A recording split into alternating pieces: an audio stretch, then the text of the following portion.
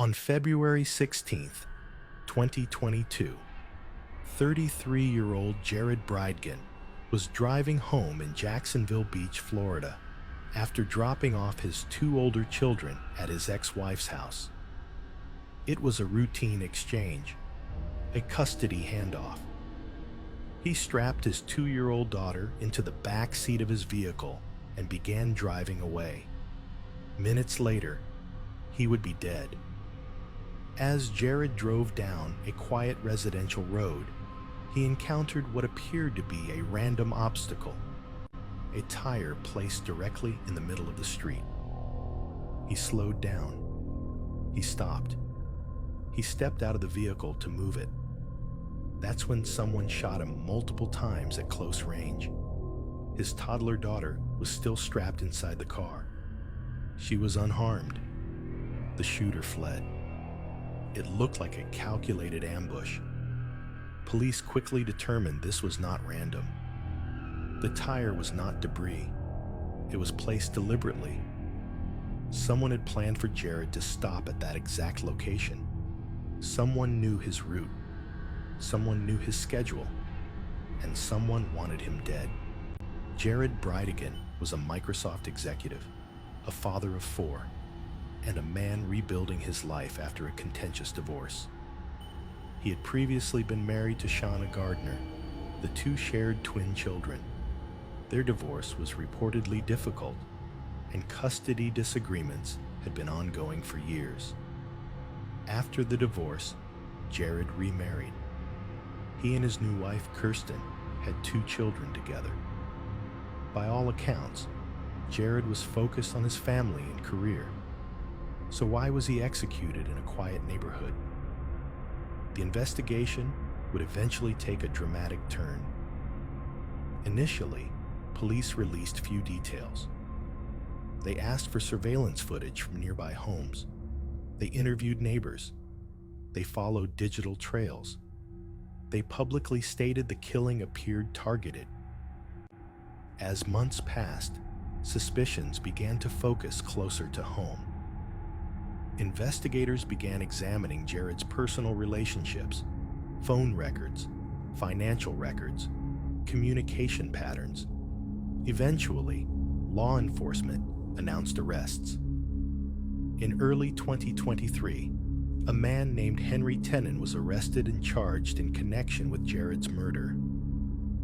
Prosecutors alleged that Tenon was the shooter, but that was not the end.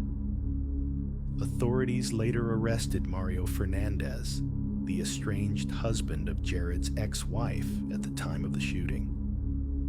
Prosecutors alleged that this was not a random act of violence, but a murder-for-hire plot.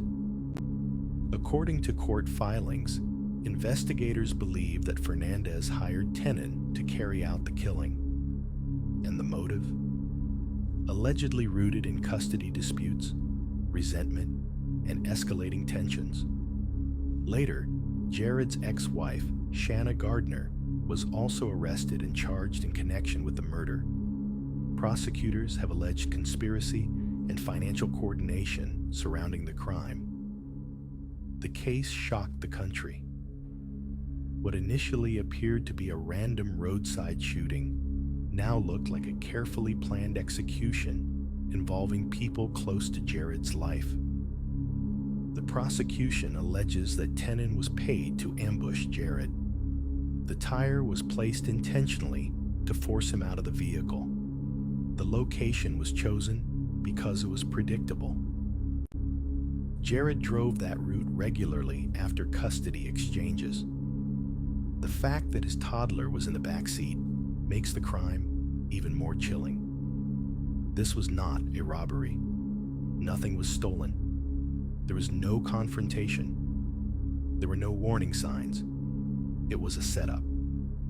As the case moves through the courts, defense attorneys maintain their client's innocence. Charges have been filed, but trials are still unfolding. Legal arguments continue. The complexity of the case lies not just in the act itself, but in the alleged planning. Who communicated with whom? Who transferred money? Who knew the schedule? Who placed the tire? The idea that a custody dispute could escalate into a coordinated murder-for-hire plot is what makes this case so disturbing. Behind the headlines is a father who stepped out of his car to move what he thought was road debris and was executed for it.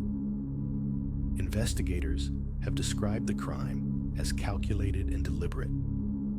The image of a toddler strapped in the back seat while her father was shot just feet away is something that has stayed with many people following the case.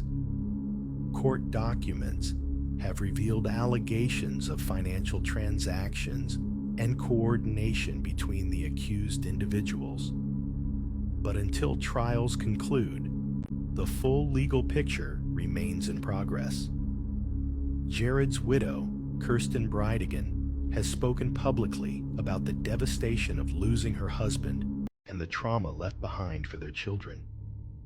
She has advocated for justice, transparency, and protection for families caught in domestic disputes that escalate dangerously. The case continues to unfold in the legal system. What is known as this: a tire was placed in the road. Jared stopped to move it. He was shot. His child was inside the vehicle. Multiple individuals have been charged.